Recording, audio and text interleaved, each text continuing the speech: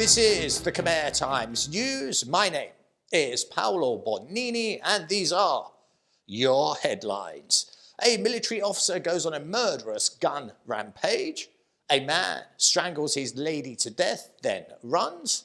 And a wildlife NGO does something absolutely unbelievable. And trust me, it's really that bad. But firstly, it's to our headline story, and the headline said it all. Military police officer shoots 2 dead, injures 3 before killing himself. The gunman has now been named as Lieutenant Colonel Hing, aged 49, a deputy chief of the Karachi Military Police. The 2 dead victims were his mother and father-in-law. Also on the casualty list was the gunman's wife, the brother-in-law, and a village security guard, who it seems may have tried to have intervened. But what is it that led to a police chief going on a killing spree? Well, in this case, we have a very clear idea as to what was going on inside the shooter's head, as he had previously stated that his in-laws constantly interfered in his marriage, going as far as to insist he divorce his own wife. On the day of the shooting, the parents-in-law had called him in to have a meeting, and yet again they insisted he divorced their daughter.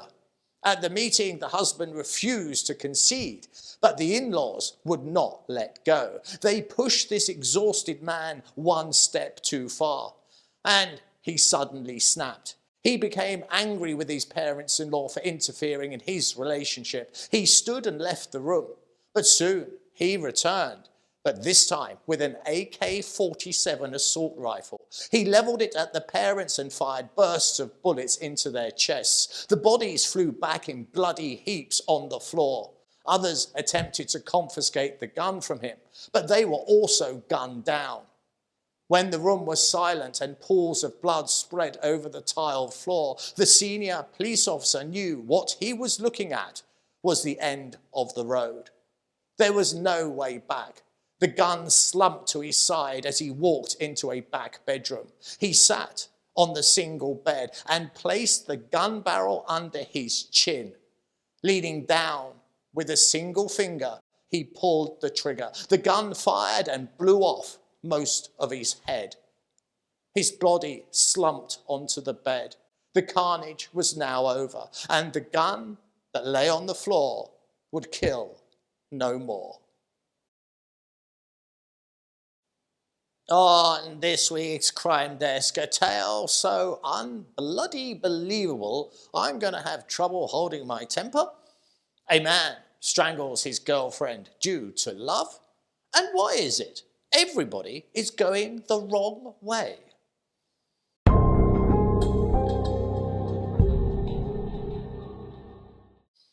Now then, this tale, I promise you, will make you choke. There is a twist at the end of this story that you will never guess, and it is so absurd and so unbelievable. So, here we go. Get your petticoats together and settle in. There is something that I personally find more deplorable than almost anything else, and that is people who are put in a position of trust to look over someone or something that is weak and vulnerable, and their duty is to protect that vulnerable thing. But some people betray that trust and take advantage of the situation, and this is such a case. Have a look at these men. They are all handcuffed together, walking down the road, and soon they will end up here in a wagon to be carted off to jail. So what have they done to utterly deserve this fate? Well, all these guys work for an NGO that's supposed to protect endangered wildlife.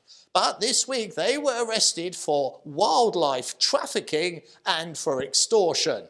Pretty bad, huh? But trust me, it gets worse.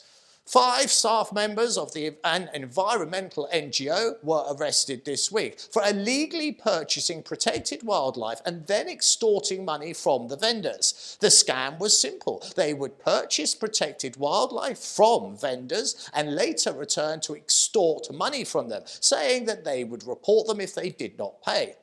The arrests themselves were made earlier this month after authorities received a tip through an emergency hotline.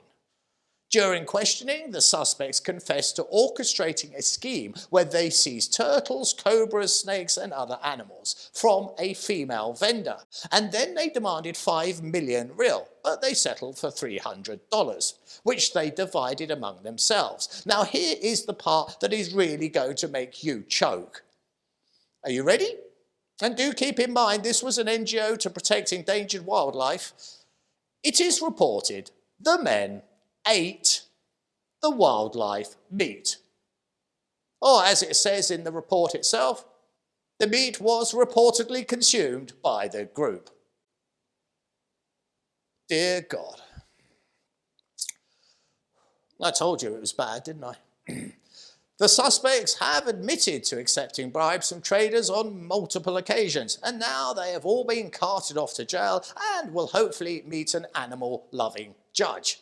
Now, here is where I usually sign off the story, but no, we want you to help fight against this kind of illegal trade. Earlier, I mentioned an emergency wildlife number. Well, here it is. The number is 1291, and this is my own phone. So if you see any wildlife being traded, do what I would do. Get onto the hotline and let's help save the nation's endangered wildlife. A violent and extremely dangerous murder suspect have now been arrested in Priya Srinagar after he strangled his girlfriend to death.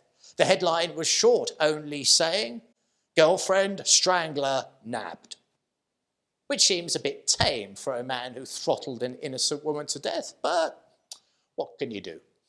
The police this week announced that they have arrested the suspect in connection with the murder of a female factory worker who was identified as Jun Sen. Jun Sen was just 39 years of age. She was discovered dead in room 66 on the 3rd floor of a rental apartment. The discovery of the young woman's lifeless corpse caused serious shock in the community, as she had been laying unnoticed for many long days, and the body had started to decompose. The report, in fact, states the body was swollen and rotten, leading some to wonder why it is she was missing for so long, and nobody raised the alarm. Police were immediately called, and as is normal, the suspicion immediately focused on the absent boyfriend, but he was nowhere to be found. The hunt continued, and days later the suspect was arrested in Phnom Penh. Now, this story has one final element, and that is the oddest police photo of a murder suspect I have ever seen. And believe me, I have seen hundreds upon hundreds of them. Have a look at this. This is the suspect with 2 police officers, and they are all sticking their heads out of a sunroof whilst barreling down the road. So this case is a most gruesome murder indeed, but it is memorable as it has the most unique photo of a suspect being taken to jail that I have ever seen. Now, this next headline is one that made a whole load of people sigh and say, "At long last." As this is a curse and it's so prevalent, you only need to go a few minutes on a road to see someone doing the exact same thing. The headline read, "Phnom Penh cracks down on wrong-way drivers." Now, I know from following Facebook pages such as this one called Traffic Cambodia, which is a Cambodian Facebook page. And on here, many people bemoan the utter idiocy of some drivers here in the kingdom. Following this FB page, the main complaint of many Cambodians is, without doubt, the unbelievably dangerous overtaking by many drivers that they say seems to go unpunished. But what is so often also brought up is selfish parking and wrong-way drivers. I myself once, and I am not making this up, saw a man go down a main road at night with no lights, smoking a cigarette, wearing no helmet, and heading directly into fast traffic with a baby under his arm. Well, at long last, someone has taken a stance. The chief of Sangkrat Stung Menche has deployed officers to stop the dangerous drivers and to tell them to go the right way. Being only a Sangkrat chief, though, he had no power to find the offending drivers.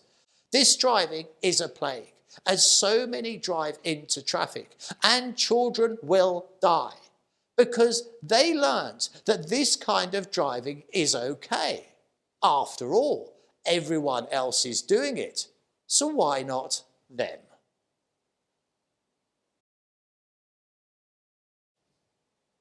You know how you think something has been dealt with and gone away, and hopefully the world has woken up to the fact that that thing was really dumb.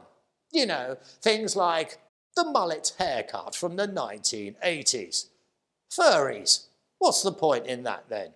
And whatever the bloody hell these are supposed to be. Well, just sometimes idiotic things you hoped had disappeared do return, and that was the case with the headline that made some people take one step backwards. The headline read, "No scientific evidence indicates that mobile phone antennae pose a risk to human health, says PM." Yes, the Prime Minister himself had to reassure the public not to worry about the health risks associated with mobile phone masts.